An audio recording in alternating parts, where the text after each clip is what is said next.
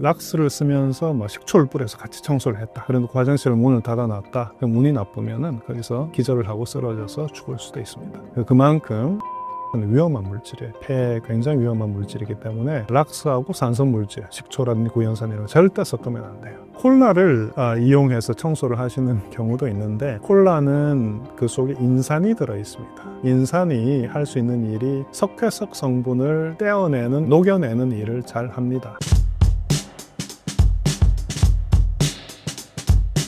신사임당 구독자 여러분 반갑습니다. 고려대학교 과학과에서 강의와 연구를 하고 있는 이광열이라고 합니다. 세균이 많다는 세탁기, 진짜 효과 있는 청소 방법이 있나요?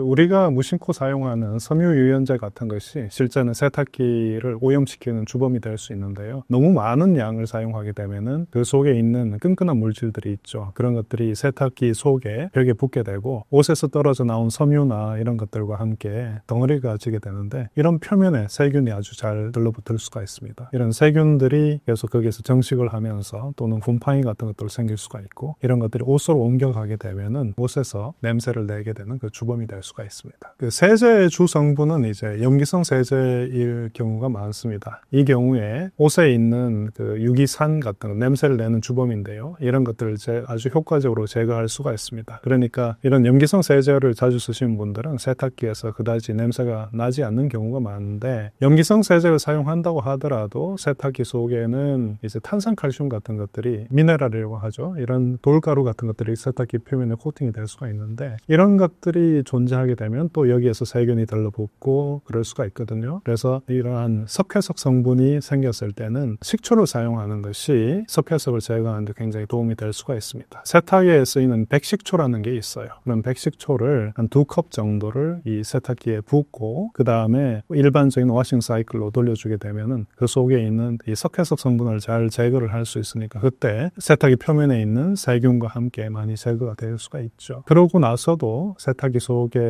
세균이 남아있을 경우에 우리가 어떻게 할 수가 있냐면은 과탄산소다라는 것을 한번 써볼 수가 있습니다. 과탄산소다라는 것은 염기성 물질인 워싱소다 또는 탄산소다로 하죠. 에다가 과산화수소가 같이 있는 그런 물질인데요. 이 과산화수소가 세균을 죽이는데 아주 적효약이 될 수 있습니다. 그런데 이 과탄산소다에 들어있는 이 과산화수소는 상당히 불안정한 물질이에요. 과산화수소의 분해를 촉진하는 것에는 철이온 같은 것이 있을 수가 있습니다. 우리가 사용하는 세탁기도 따지고 보면은 그 속에 스테인레스가 들어있지 않습니까? 그 표면에 있는 철이라든지 크로미움 같은 이런 금속 이온에 의해서 과산화수소가 쉽게 분해가 될 수 있는데, 이때 구연산 나트륨이라든지 아니면 글리세린을 같이 넣어주게 되면은 이러한 물질들이 금속 이온 표면에 달라붙어서 소위 킬레이트라고 하는데요. 금속 이온 표면에 붙어서 이 금속들이 과산화수소에 작용을 하지 못하도록 해줍니다. 그래서 과산화수소가 오랫동안 버틸 수 있게 해주는 것이죠. 그래서 물 속에서 산소와 그리고 물로 쉽게 분해가 되는데, 그렇게 되면 이 살균 효과가 없습니다. 그래서 과산화수소를 좀 오랫동안 버틸 수 있도록 뭔가 더 추가를 해야 되는데요. 이때 사용할 수 있는 것이 구연산 나트륨이라는 것이 있을 수가 있고, 또 글리세린 이런 것들도 같이 첨가를 할 수가 있습니다. 그래서 제가 이제 레시피를 말씀드려 보면요, 과탄산소다를 10을 쓴다고 할 때 구연산을 1 정도를 같이 넣습니다. 그러면 이 과탄산소다와 구연산이 같이 반응을 하면서 구연산 나트륨을 만들거든요. 이렇게 해서 세탁기를 워싱 사이클을 돌리게 되면 그 세탁기 속에 들어있는 세균을 잘 죽일 수가 있고요. 또 구연산 대신에 글리세린이라는 것을 넣어줄 수도 있습니다. 세탁기를 청소하실 때 락스를 사용해 보실 수도 있는데, 락스는 굉장히 강한 산화제이자 살균제입니다. 표백제이기도 하죠. 그런데 너무 효과가 좋다 보니까 너무 많은 락스를 쓰고 혹시나 깜빡하고 세탁조를 돌리지 않고 그대로 내버려 두게 된다면은 스테인레스 표면을 좀 녹슬게 할 수도 있습니다. 그러니까 락스를 이용해서 세탁조 속을 살균을 하시려고 한다면은 묽은 락스를 사용하는 게 좋겠습니다.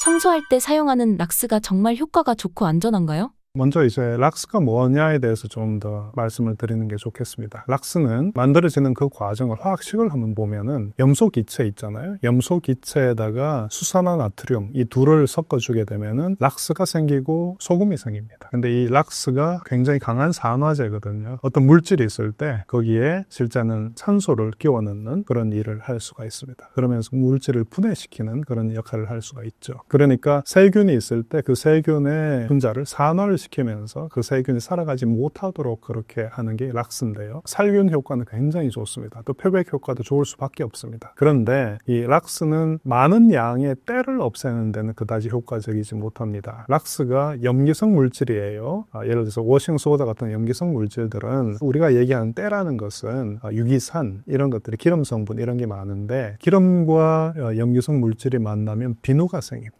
그래서 이제 비누가 돼서 잘 씻겨져 나갈 수가 있어요. 그런데 기름 같은 게 너무 많게 되면은 여기에 락스를 넣는다고 해서 그 기름 성분이 다 없어지는 게 아니에요. 우리가 청소를 한다든지 어떤 세정을 위해서 락스 쓸 때는 원액 그대로 사용하지 않습니다. 그렇게 되면은 플라스틱을 손상을 시킨다든지 스테인레스를 녹을 쓸게 하는 그런 일이 벌어지기 때문에 원액 상태를 사용하면 안 돼요. 근데 우리가 묽은 상태로 사용하는 이 락스는 아주 많은 양의 때를 없애는 데는 적절하지 않기 때문에 락스는 그냥 표백제 그리고 살균제 요 용도로만 쓰면 좋겠습니다. 청소를 하실 때 염기성 물질인 탄산소다, 다른 이름도 있죠. 워싱소다 이런 것들을 사용을 하시고 기름 성분을 그렇게 제거를 하시고요. 그 다음에 표백을 할 때 그때 락스를 조금 써보는 것은 좋겠습니다. 락스가 염소 기체하고 수산화나트륨을 반응시키면 락스가 만들어진다고 제가 말씀을 드렸는데요. 이것이 실제는 화학 평형에 의해서 이 두 반응이 밸런스를 이루고 있는 것입니다. 근데 만약에 그 수산화나트륨 부분을 어떤 산을 넣어서 없애버리면은 염소 기체가 많이 생기는 쪽으로 반응이 갑니다. 그러니까 무슨 얘기냐면 락스에다가 산 성분, 예를 들어서 식초나 구연산을 넣게 되면 이 수산화나트륨 부분을 줄이기 때문에 외려 그 바로 옆에 있는 염소 기체가 많이 생겨야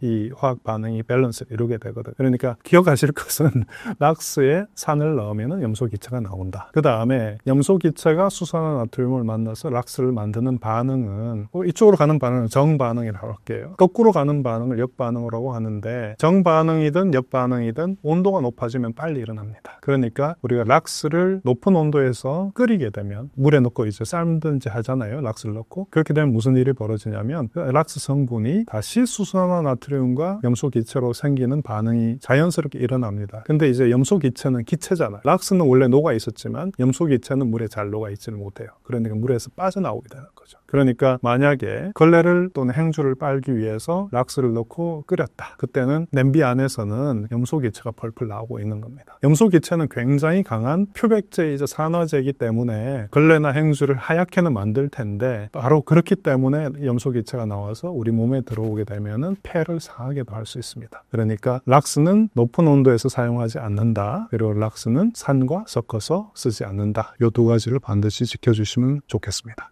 구연산 과탄산소다 등 가루 제품은 언제 어떻게 사용하는 게 좋나요? 먼저 이제 화장실을 한번 우리가 가봅시다. 화장실을 갔을 때 화장실에 대체 어떤 때가 있는가? 우리가 화장실에서 씻죠, 그죠? 씻으면 우리 몸에서 나오는 것들이 뭐가 있을까를 생각해 보면 우리 몸에는 이제 개기름이 나올 겁니다. 기름에는 유기산이라는 게 있습니다. 그게 우리가 먹는 기름하고 구조가 다를 바가 없어요. 이 유기산은 산이에요. 그렇기 때문에 염기성 성분하고 반응을 해서 중화 반응을 할 수가 있어요. 그러니까 우리가 집에 있는 가루라는 것은 구연산도 있고 그리고 워싱소다, 베이킹소다도 있죠. 근데 베이킹소다보다 염기성이 좀 더 강한 게 워싱소다예요. 워싱소다는 빨래하고 청소할 때 좋아요. 이거 구매해서 드시면 좋겠고요. 이 워싱소다하고 또 이제 과탄산소다라는 게 있을 수 있습니다. 과탄산소다는 이 워싱소다 더하기 표백작용을 하고 산화작용을 하는 과산화수소가 같이 있는 거예요. 크게 가정에는 한 요 4가지 정도가 있다고 생각하시면 돼요. 구연산, 가루, 그리고 베이킹소다, 워싱소다, 그 다음에 과탄산소다. 근데 이제 여기에서 구연산은 식초처럼 산성입니다. 요것만 산성이고 나머지는 전부 다 염기성이에요.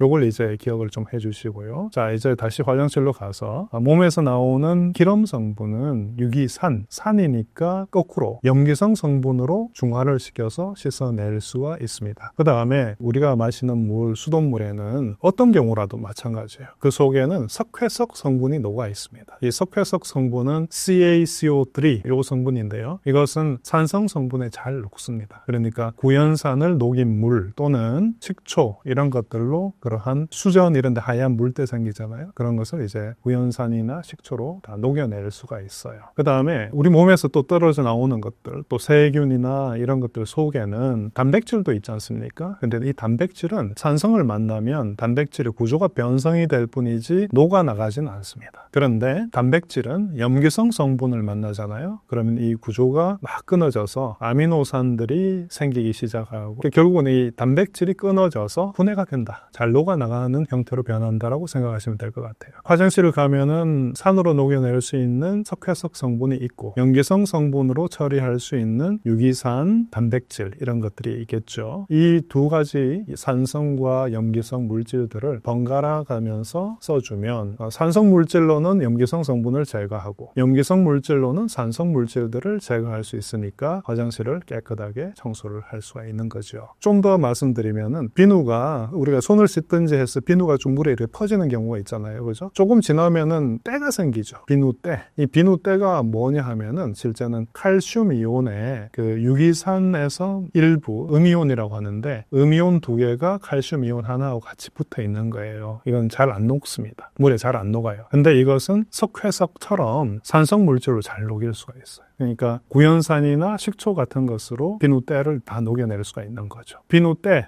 그리고 석회석은 산성 성분, 구연산이나 식초로 그리고 기름 성분과 단백질은 염기성 성분으로 없애면 되겠다. 그래서 이제 화장실에 만약에 배수구에 머리카락이 막 엉켜 있고 그러면 머리카락은 단백질이잖아요. 케라틴이라는 단백질로 이루어져 있으니까 단백질은 뭘로 하면 되나요? 염기성 물질로 하면 되죠. 그래서 트랩펑, 뚜러펑 이런 거 있잖아요. 그런 데는 수산화나트륨이라는 굉장히 강한 염기가 있어요. 염기성 물질이 있습니다. 이걸 가지고 그런 것들 다 녹여낼 수가 있는 거죠. 섞거나 함께 사용하면 안 되는 제품들은 무엇인가요? 제가 말씀드렸듯이 락스는 아까 산성 성분하고 섞으면은 염소기체가 나온다고 그랬잖아요. 락스를 쓰면서 식초를 뿌려서 같이 청소를 했다. 그래놓고 화장실 문을 닫아놨다. 그럼 운이 나쁘면은 거기서 기절을 하고 쓰러져서 죽을 수도 있습니다. 그만큼 염소기체는 위험한 물질이에요. 폐에 굉장히 위험한 물질이기 때문에 락스하고 산성 물질, 식초라든지 구연산 이런 거 절대 섞으면 안 돼요. 과산화수소는 그냥 내버려둬도 물하고 산소로 분해가 돼요. 그런데 이 과산화수소는 락스를 같이 넣어주잖아요. 굉장히 빠른 속도로 물과 산소로 분해됩니다. 그러니까 과탄산소다를 녹여놓으면 그 속에 과산화수소가 있죠. 거기다 만약 락스를 넣어주게 되면은 이 과산화수소가 굉장히 빨리 분해하면서 산소 기체가 격렬하게 생기게 됩니다. 근데 여기서 기억을 하실 부분은 격렬하다는 거죠. 락스하고 과산화수소가 격렬하게 반응을 하면 튀겠죠. 튀다가 운이 나쁘면은 눈에 튀어들어갈 수도 있고 그래서 실명의 위험도 있으니까 그런 것들은 절대적으로 피해야 되겠습니다. 그리고 락스는 역시 또 높은 온도에서 사용하면 안 됩니다. 반드시 찬물에 희석해서 사용하시기 바랍니다. 화장실 줄눈의 곰팡이와 물때는 어떻게 제거하는 것이 좋나요? 화장실은 우리가 가만히 보면은 샤워를 할 때 물방울이 굉장히 많이 튑니다. 그리고 변기를 큰 걸 보고 물을 내린다든지 소변도 마찬가지죠. 물이 많이 튀는데 이때 소위 비말이 생기죠. 그 비말 속에는 그래서 이 표현이 좀 그렇긴 하지만은 변이 공기 중에 날아다니는 거하고 똑같아요. 날아다니다가 화장실 벽에 붙게 되겠죠. 화장실 벽에 우리의 변이 일부 붙어 있는 거예요. 변 속에 뭐가 있습니까? 유기산도 있고 지방도 있고 단백질도 있고 소화 안 된 탄수화물도 들어있고 바로 이것이 세균과 곰팡이의 먹이죠. 그러니까 화장실 벽면에는 이런 비말이 샤워를 하든지 변기를 사용하게 되면 무조건 이런 더러운 것들이 화장실 벽에 다 붙는 거예요. 그러니까 세균과 곰팡이는 무조건 생기게 돼 있어요. 근데 세균과 곰팡이가 무엇이냐를 한번 생각을 해보면 얘네들은 생명체입니다. 생명체는 물이 없으면 못 살아요. 그렇기 때문에 화장실을 깨끗하게 유지를 하시고 싶으시면 물을 제공을 안 하면 돼요. 화장실을 건조하게 유지를 하는 것만으로도 세균과 곰팡이가 잘 안 생기게 하는 거죠. 그리고 두 번째는 이런 생명체는 우리도 노화가 된다 그 과정을 보면 산화가 되면 노화가 되는 거죠. 세균과 곰팡이도 산화를 시키면 돼요. 락스라든지 과산화수소 같은 산화제를 이용을 해서 세균과 곰팡이를 죽일 수가 있는 거죠. 근데 이때 기억을 하실 것은 과산화수소보다는 락스가 좀 더 세요. 그러니까 만약에 이 벽에 오랫동안 청소를 안 해서 뭐 검은 곰팡이 이런 것들이 이미 박힌 거 이런 경우에는 과산화수소로는 해결이 안 돼요. 그때 이제 락스 젤 같은 것을 이용을 해서 벽에 바르고 테이핑을 해둔다는 듯이 해서 며칠 동안 내버려둬야 그것을 이제 세균과 곰팡이를 다 없앨 수도 있고요. 근데 만약에 평소에 화장실을 굉장히 건조하게 잘 유지하고 그리고 벽에 붙어 있는 이런 세균과 곰팡이를 조금씩 계속 죽였다면 예를 들어서 과탄산소다나 과산화수소로 한 번씩 닦아주면서 또는 이제 식초나 구연산도 이 세균과 곰팡이를 잘 죽입니다. 그래서 평소에 그런 청소를 해준 그런 분들은 화장실이 더러울 일이 없어요. 그러니까 화장실을 깨끗하게 유지하는 방법은 건조하게 하고 구연산, 식초 또는 과탄산소다 또는 과산화수소 같은 것으로 자주 벽을 좀 청소를 해보는 겁니다. 그러니까 화장실은 자주 청소하는 수밖에 없어요. 콜라를 이용해서 청소를 하시는 경우도 있는데 콜라는 그 속에 인산이 들어 있습니다. 인산이 할 수 있는 일이 석회석 성분을 떼어내는 일을 할 수, 녹여내는 일을 잘 합니다. 그러니까 세균과 곰팡이가 이 석회석 위에 붙어서 생긴 경우는 또는 이제 비누때 같은 것이 이제 튀어서 벽에 붙은 경우는 콜라로 닦아도 없어지는 건 맞습니다. 근데 이제 한 가지 꼭 기억을 하실 것은 콜라 속에는 당분도 있죠. 당분은 또 세균이 좋아합니다. 곰팡이도 좋아하죠. 그러니까 콜라로 청소를 해도 좋은데 이것이 만병통치약처럼 그렇게 생각하시면 안 되고 콜라를 썼으면 반드시 또 염기성 성분으로 한 번 더 청소를 해서 설탕 성분 같은 것을 완전히 제거를 하지 않으면 안 하느니만 못한 것이 이제 콜라 청소법일 것입니다.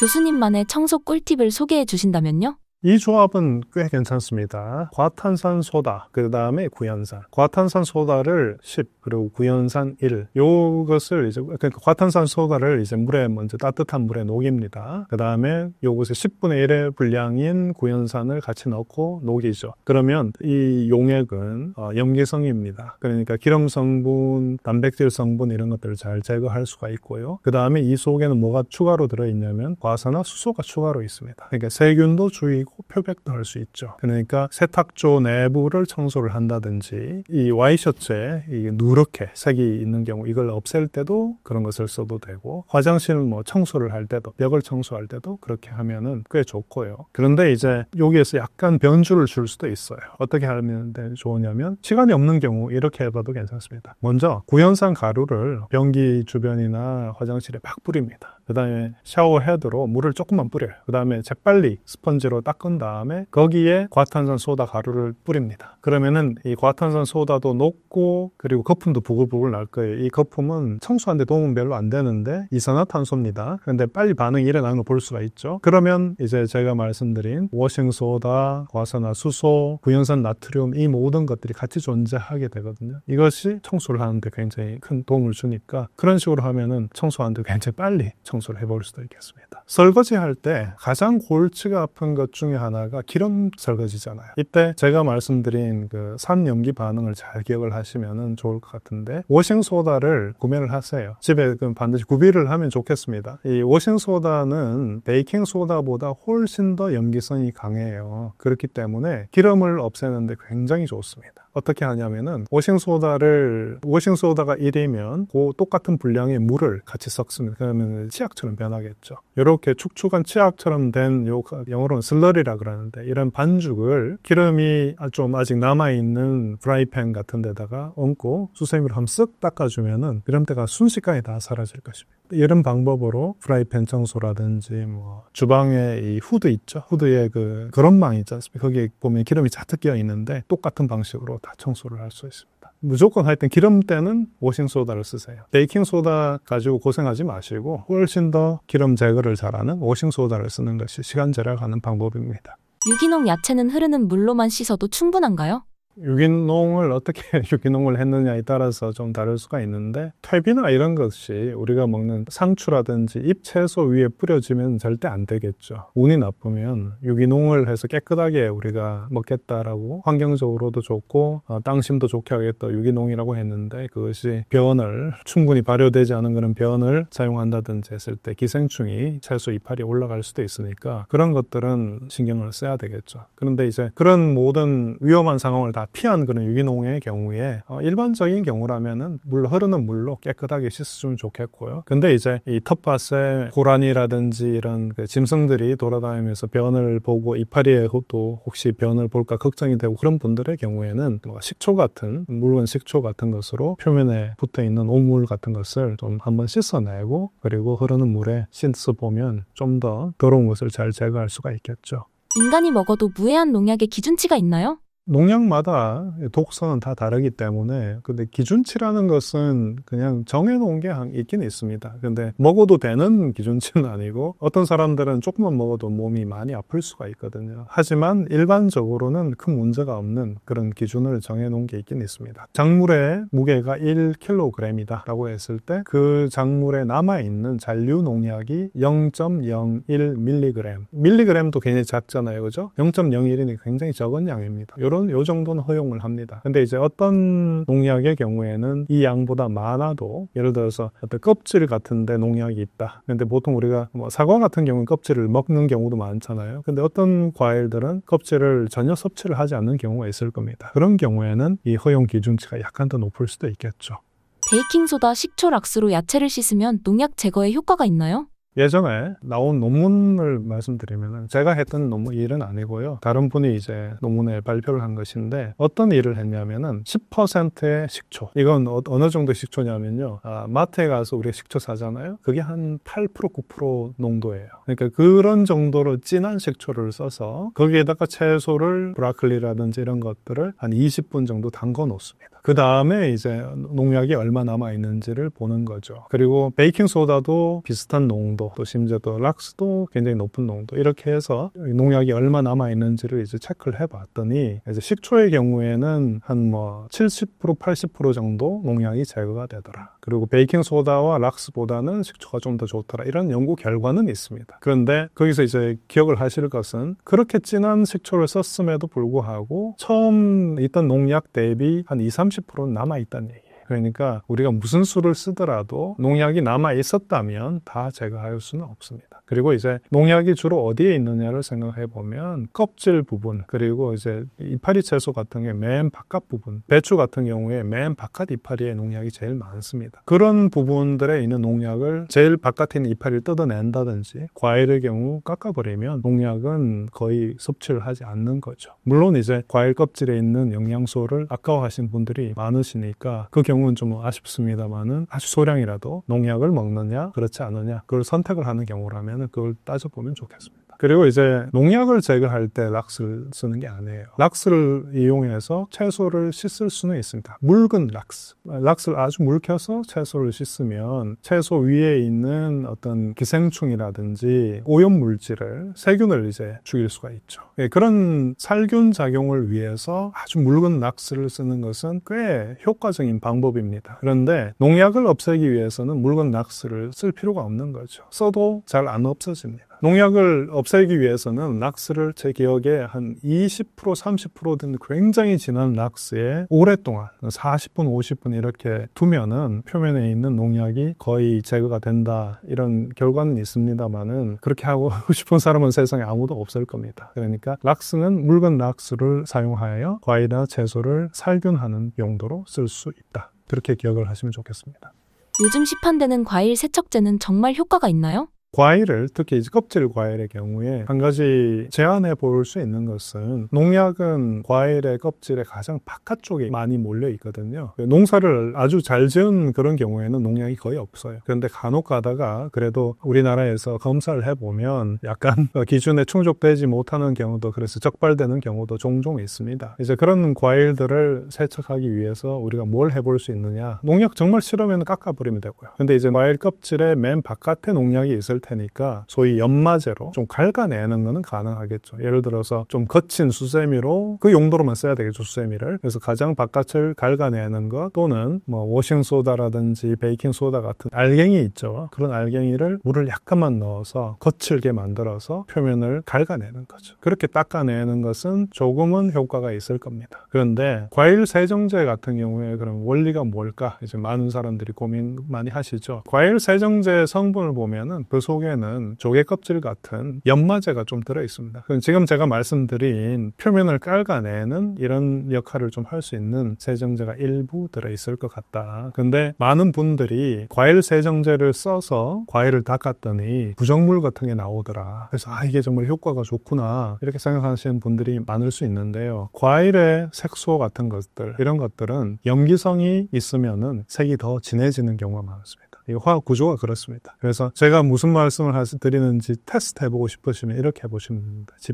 집에서 쌀을 씻으면 뜨물 나오잖아요. 뽀얀 뜨물이 나올 텐데 여기에 워싱소다라든지 베이킹소다 이런 것을 가루를 좀 넣어보세요. 금방 이게 노랗게 초록색에 가까운 색으로 변해버립니다. 이게 무슨 얘기냐면 원래는 그런 노란 색깔이 없었지 않습니까? 근데 염기성 성분이 들어가니까 색이 나타났잖아요. 과일을 씻은 물이 염기성 용액이기 때문에 구정물이 더 잘 보이는 것뿐인 거죠. 그러니까 우리가 과일 세정제를 세척제를 가지고 쓰고 난 다음에 색이 좀 변했다 그랬을 때 물론 효과가 있는 세정제가 있을 수도 있겠지만 많은 경우에 과일에 있는 또는 채소에 있는 색소가 좀 더 진하게 보이는 거다. 그렇게 생각하시면 좋을 것 같습니다. 야채의 영양소는 남기되 농약은 깨끗이 씻어내는 방법은 무엇인가요?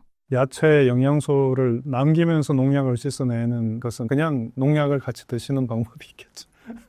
이제 농담을 한 거고 실제로 농약이 많지 않은 경우는 그다지 간이 나쁘고 그러지 않은 분들은 소량의 농약은 들어와도 간이 다 해독을 할 수가 있을 겁니다. 근데 이제 간이 안 좋다든지 이런 분들은 굳이 껍질에 있는 그 비타민이라든지 폴리페놀 이런 것 때문에 너무 그렇게 스트레스 받지 마시고 다 깎아버리고 섭취하는 게 더 낫지 않을까 저는 그렇게 생각합니다.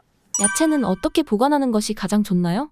야채를 보관하는 경우에 있어서 제일 중요한 것은 야채가 가지고 있는 수분이 증발되지 않도록 하는 것이 굉장히 좋겠고요. 그리고 채소와 과일을 좀 분리를 해두는 게 도움이 될 때가 많습니다. 예를 들어서 키위에는 잘 익은 키위에서는 에틸렌이라는 기체가 많이 나오는데요. 이러한 에틸렌이라는 기체는 식물들한테는 마치 호르몬 같은 겁니다. 성숙해라라고 얘기해주는 호르몬인 경우가 많아요. 거꾸로인 경우도 있지만은 많은 경우에는 이파리 채소가 누렇게 뜨거나 쓴맛이 나는 누런 반점이 생기고 쓴맛이 나도록 만들어버립니다. 키위하고 시금치하고 같이 넣고 이렇게 내버려 둔다. 그러면 조금 지나면은 이 시금치가 금방 누렇게 떠버립니다. 그러니까 과일하고 채소는 되도록이면 거리를 두고 띄우고 그리고 채소의 바깥 부분에 랩으로 둘러싼다든지 해서 수분이 잘 증발되지 않도록 하는 것이 오랫동안 보관하는 방법이 될 수 있습니다. 이런 구분법이 꼭 맞는 건 아니지만 살아있는 것들 마늘, 양파, 감자 이런 것들은 수분을 공급하고 또 햇볕을 공급하고 하면 싹이 틉니다. 그러니까 이 경우에는 햇볕과 수분을 공급하지 않는 게 좋겠죠. 그래서 그런 것들도 있고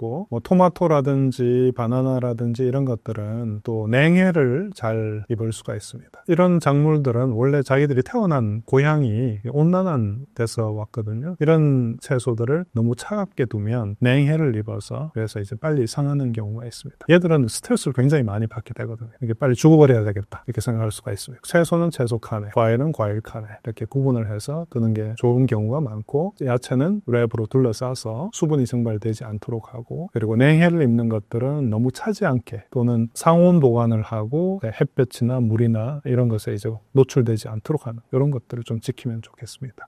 껍질까지 먹어도 되는 과일과 껍질에 대한 잘못된 상식은 무엇인가요? 껍질까지 먹어도 되는 과일은 껍질에 영양소가 있는 경우겠죠. 많은 경우에 그러한데 예를 들어서 포도 같은 경우도 원래는 이제 껍질째로 먹을 수 있는 거죠. 근데 이 포도가 재배가 될 때 또는 이제 유통 과정 중에 유통 직전에 농약을 쳤다든지 이런 경우가 있다면은 껍질째 먹는 것이 오히려 독이 될 수도 있겠죠. 근데 이제 실제 우리나라에서 유통 단계에 있는데 이제 농약이 너무 많다 이런 경우에 적발이 되거든요. 그걸 보면은 꽤 잘 검사 검사를 하는 것 같습니다. 그래서 너무 걱정 안 하셔도 될 것 같긴 해요. 근데 이제 껍질에 독이 있는 경우도 있습니다. 예를 들어서 이제 망고의 경우에는 원래 옷나무과입니다. 우리가 이제 옷이 피부에 닿으면은 옷이 오르면은 물집이 생기고 엄청나게 가렵죠. 그리고 서양에서는 포이즌 아이비라고 해서 역시 이제 살갗이 닿으면은 막 물집이 생기잖아요. 옷이 똑같은 성분이거든. 그래서 그 우르시올이라는 그런 화합물인데 이 망고 껍질에는 그러한 성분이 있습니다.